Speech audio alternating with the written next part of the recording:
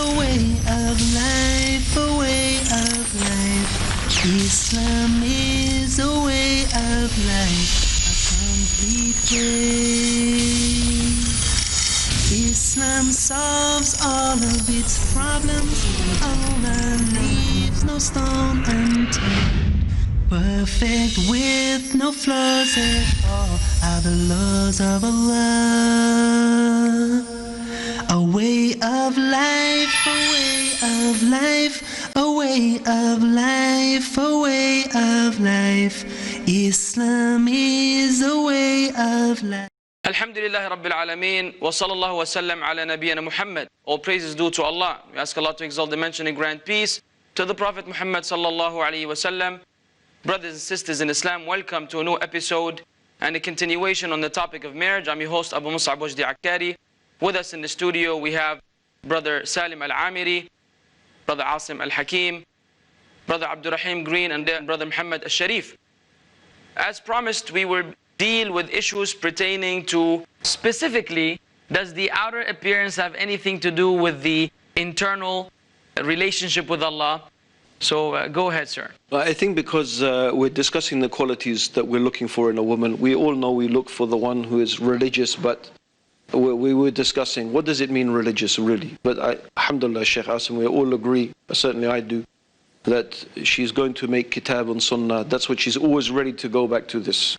I found this the most useful thing in my own personal life between me and my wife.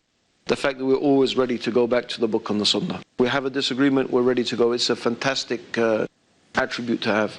But I want to throw a question into the mix, so as to speak. This is a student of knowledge said to me. He said, I don't want my wife to be a da'iyah. I don't want her to be a da'iyah. I don't want to be sitting all night discussing fatwa, and every time I do something, she's going to say, this is haram, and this is the dalil, and this. I want my wife to cook for me, to clean for me, to look after my house.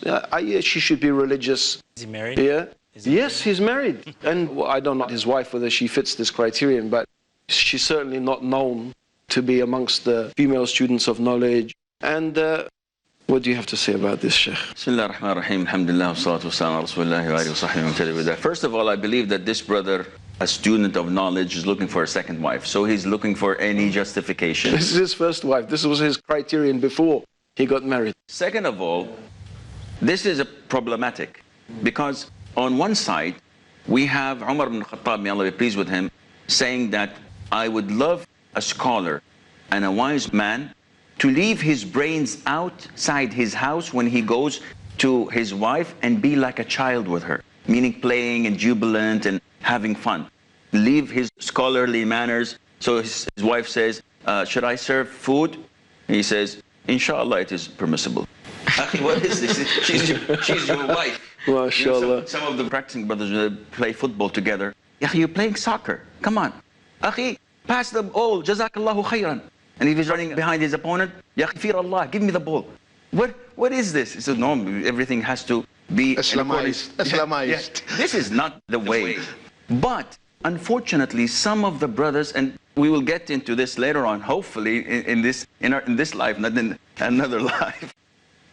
Some of the brothers justify, they try to justify whatever they're doing. So he has the best wife, and she, mashallah, is a good cook, and she takes care of him and of the children. He can't find a reason to marry another one except to find faults in his first wife. This is what No, Sheikh, this was the brother's criterion when he was looking for a wife. I knew him from before. From before he was getting married, and he said, Abdur Raheem, I mean, maybe this is simply because his experience of sisters who are involved in da'wah. My wife is involved in da'wah, alhamdulillah, yes. And she's not like that. She does not say, is this permissible or not? No, you should not do this. This is not a marriage you're talking about, unless it's the same sex, probably marriage. This would happen, but... And probably men just oversimplify, and they just it's just one block like this or one block like that, and it's not just the male way. Probably such women don't exist. For a woman to be like a scholar at this level, that everything with her is like, the brother, I'm speaking about the brother, I don't know whether he came across a lady like that, but do women like that actually who are so scholarly in their behavior with their women are more I think the point is, if you marry someone, here's the point. If you marry someone who is very committed to da'wah and seeking knowledge and spreading knowledge, she's not going to be in your home looking after you and your family. She's going to be out teaching and giving circles of knowledge and teaching the sisters, and you come home and there's no one there because, mashallah, she's... The point needs to be clarified. She can be a da'iyah, okay, but she has to sort out her day and balance it, okay? It's not that, for instance, mashallah, some of the sisters, they are very knowledgeable. They are scholars, you can call them. And to lock her behind doors, okay, a waste, okay? But you can sit down and organize, and this is the problem. The problem, some of our sisters really, may Allah guide all of them, they are not really expert when it comes in the terms of the marital life. And some of them, they tend to neglect, which is this we're going to address, inshallah, later on. So maybe the brother had a bad experience or he heard this. But a real faqihah, a real sister who's educated, knows Islam, she knows how to sort her day and how to organize herself and how to fulfill her commitment towards her children, towards her husband, so she can organize herself. Can I say something just in support of, I know there's lots of sisters listening to this, and it's not just sisters with hijab who are scholars who are watching this. And everybody needs to get married. And nowadays, women are being asked to be everything, right? They're with their jobs, in the dawah they're asked to volunteer, they're asked to be the perfect wife, the perfect mother, now she has to homeschool, and there's all these pressures coming down on her. And then now a woman's trying to get married, and we're dealing with men who sometimes are so simplistic, and if I can say a little dumb when they're just like, oh, it's got to be like, this is the one quality I want, or whatnot. I just had to say that. No, you can't say that easily, but yeah. At the end of the day, a woman is addressed by the Quran and Sunnah to do something. So again, we do not customize Islam to their needs. We customize our lives, men and women, to what Islam requires. So if she says that my job is a priority, tell her Allah Azza wa Jal tells you sit in your home. If you cannot balance. Allah says that in the Quran. وَقَرْنَا فِي بُيُوتِكُنْ. It's in black and white. So if she goes out and she works, then that's not... This is an ayah, isn't it? This is an issue. Yeah, but we can address, inshallah. Yeah. Which is kind of women, okay? Because no, actually, I know it's a heated discussion, but now a woman saying that if I work outside of the home, does that not make me religious? If she is capable of balancing between her job and her husband, but if she's unable, what comes first? Either now to gain the dollar and lose Muhammad and Fatima, or take care of Muhammad and Fatima? Who's Muhammad? Okay, so that's it, in black and white. But if we can, for instance, and we know the burden, financial burden of life, and she is helping her husband, and she is working in a decent environment, that is a different issue. Islam is not against that. Islam is always about the adl, the insaf, the balance. How the problems takes place when imbalance takes place. Sheikh Salim. That's the problem. Normally, marital problems happens here. And at the end of the day, who's the bread gainer?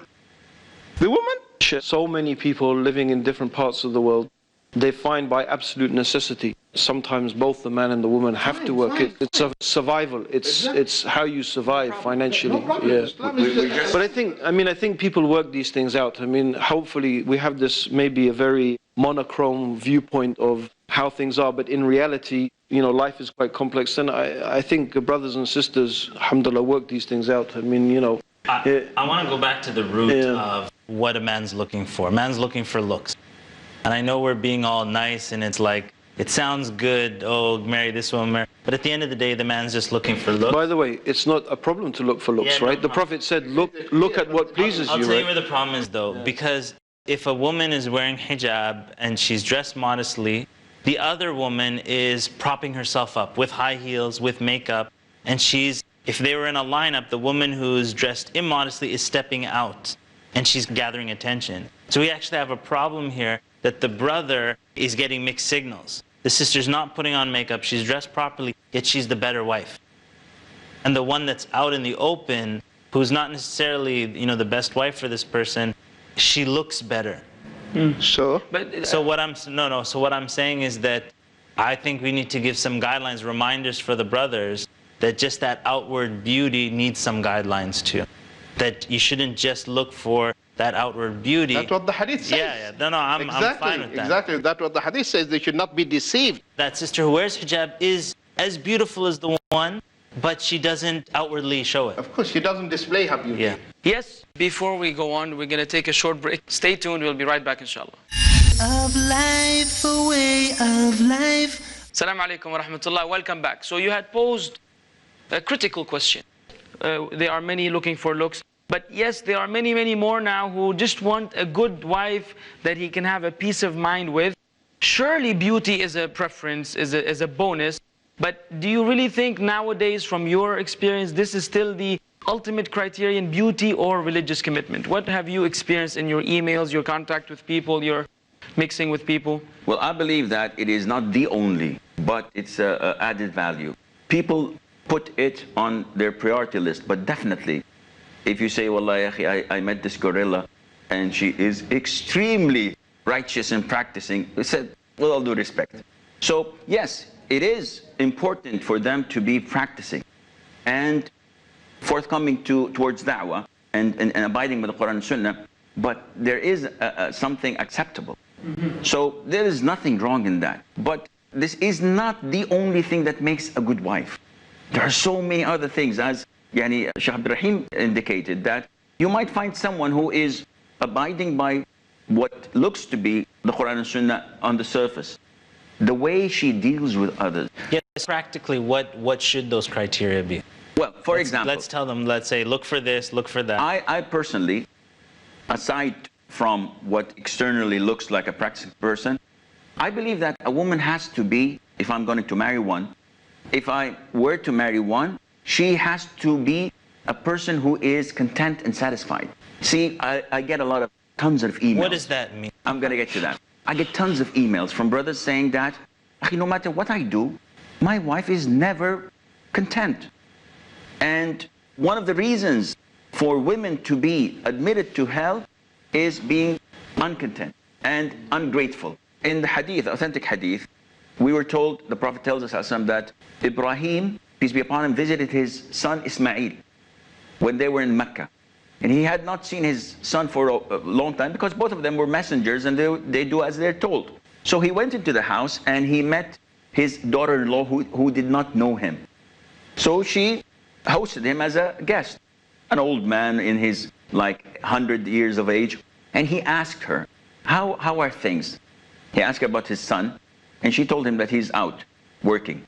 So he asked her, how are things with you? And she started complaining. We have little water, we have no food, we don't go out, it doesn't take me to dinner. This is from my pocket, not from the hadith, but this is what she was complaining similarly about. And Ibrahim was listening, and then what did he say? She said that, give him salam from this old man, and tell him to change his doorstep. And he left. Ismail came, peace be upon him, and said, who was he? And she described the man, and she told him what he instructed her to say to him. And he said, this was my father, and he was instructing me to divorce you. Go, and you are divorced. Ibrahim came years later, when Ismail got married again. And the same scenario took place. But this time, his second wife started praising Allah and saying everything is, alhamdulillah, good. We're always full. We're never hungry. Alhamdulillah. She is praising Allah Azza wa Jal.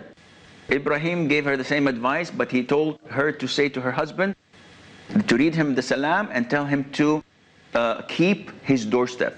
And when Ismail came, he told her that this was my father, and he was telling me to keep you because you're a good wife.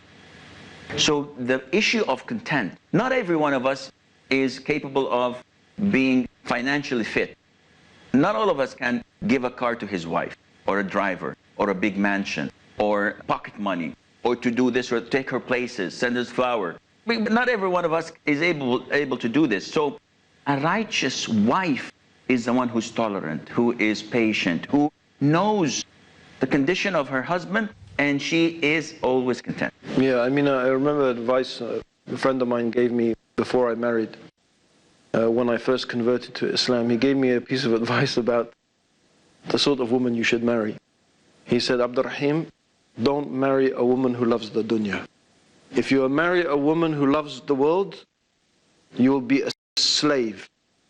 All you will do is work to buy her this and buy her that. And he said, marry someone who is not buy someone. Marry someone who is Slavery.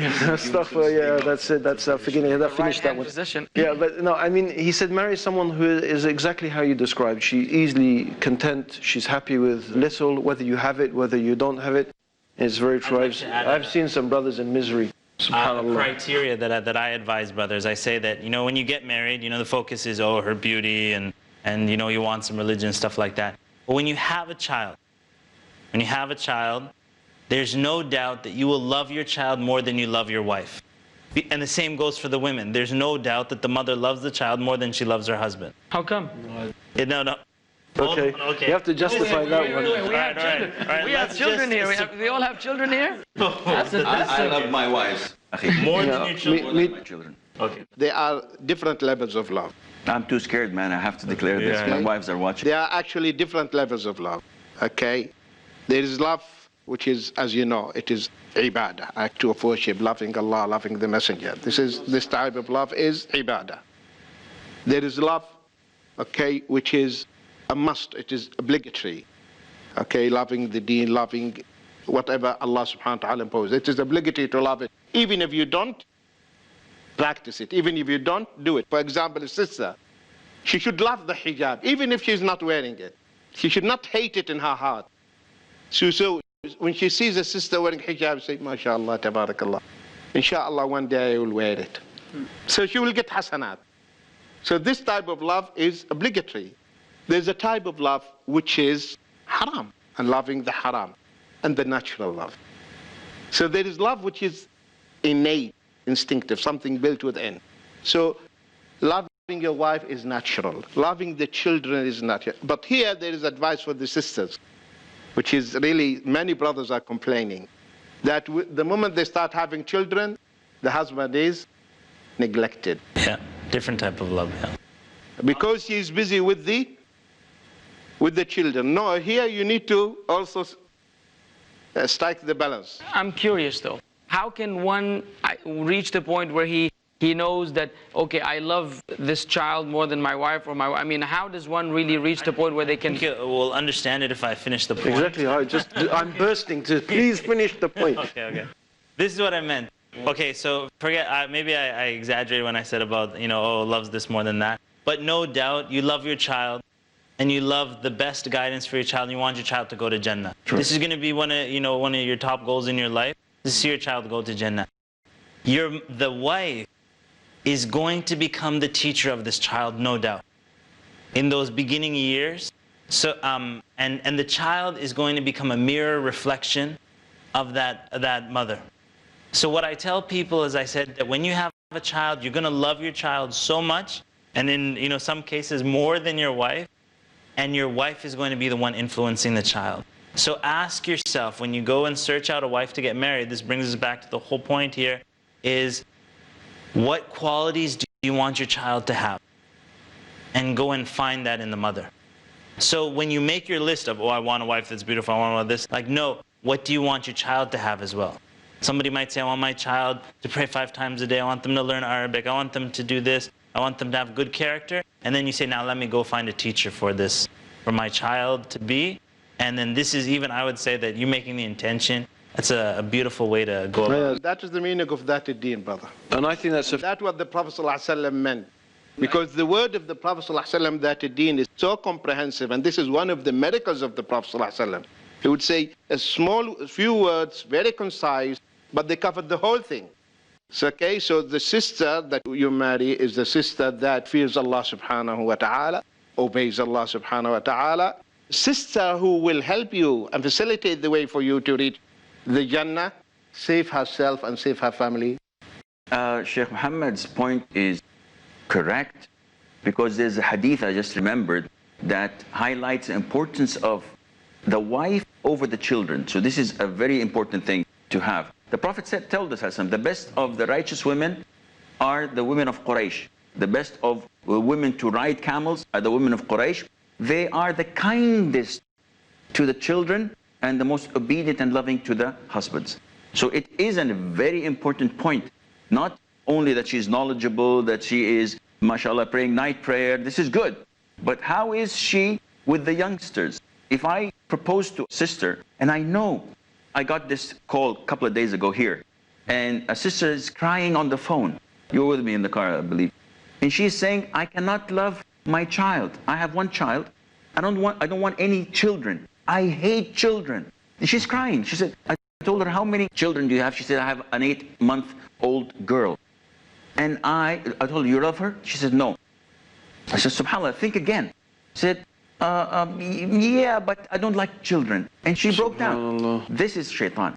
What you look for is a girl, a woman that is known to be affectionate, to have mercy on the children, because this is the one who's going to take care of your capital in this life, which is your children. But people are different and they have problems from... But the thing is that a young man was asking me advice and saying, you know, I want to marry this girl, and, you know, she's nice and she's a good girl and she likes Islam. And so I asked him this one question: is this the woman you want to be the mother of your children? This is what I said to him. Is she going to be a good mother to your children? This is the question I have to ask you. And I think this is a very, very important criterion to think about, that what's she going to be and how she's going to be as a mother. I even put it from the perspective, that's why I started off with saying that how much he would love his child. Because if you just ask, is this the mother you want for your children? He's not coming from he doesn't care, really. He hasn't thought about how much he wants guidance for his children. And that's why I put it from the child's perspective. Well, our time is running out. In fact, our time ran out. But it seems that there's a lot more to say in regards to the qualities which one should look for in a spouse. And so we promise our audience, inshaAllah ta'ala, with Allah's facilitation and permission, we will dedicate the next episode strictly for that. Jazakumullah khair for tuning in. Assalamu alaikum wa rahmatullahi wa barakatuh. A way of life.